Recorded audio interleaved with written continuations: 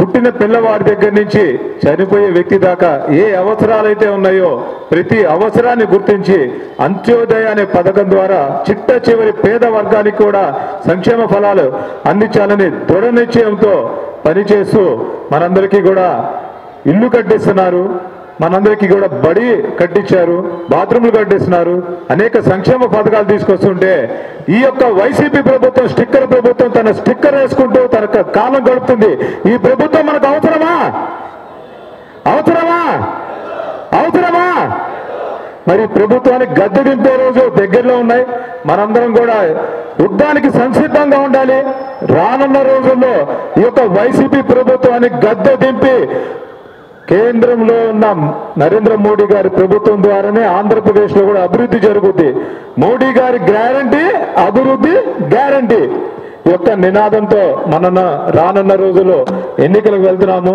ప్రజలారా గమనించండి, ఏదైతే చెబుతున్నారో మోడీ గారు అది తూచా చెప్పకుండా పాటిస్తున్నారు. ఏదైతే అసాధ్యం అనుకున్నారో దాన్ని ప్రతిదీ సుసాధ్యం చేస్తున్నారు. ట్రిపుల్ తలాక్ అవ్వచ్చు, ఆర్టికల్ 370 అవ్వచ్చు, రామ జన్మభూమిలో రామ మందిరం కట్టడం అవ్వచ్చు. జై శ్రీరామ్, జై శ్రీరామ్, జై శ్రీరామ్. ఇంత మంచి కార్యక్రమాలు చేస్తూ ఆంధ్రప్రదేశ్ రాజధాని అమరావతి అని తెలియజేస్తూ ఈ గుంటూరు నగరానికి వేల కోట్ల రూపాయలు ఇస్తుంటే ఈ గుంటూరు రోడ్లు ఏమైనా బాగున్నాయా? మేము ధర్నా చేసే రెండే రోజు మేము ధర్నా చేసిన ఏరియాలో రోడ్డు మీద ప్యాచ్ వర్కులు చేసి అక్కడ కూడా స్టిక్కర్ ప్రభుత్వం నిరూపించుకున్నారు. ఈ గుంటూరులో కలుషిత నీరు సప్లై చేస్తున్నారని చెప్పి గుంటూరు మున్సిపాలిటీ ముందు ధర్నా చేస్తే కనీసం ఈ యొక్క అధికారులు నిమ్మకు నీరెత్తి కనీసం పట్టించుకోకపోతే మనందరం చూసాము.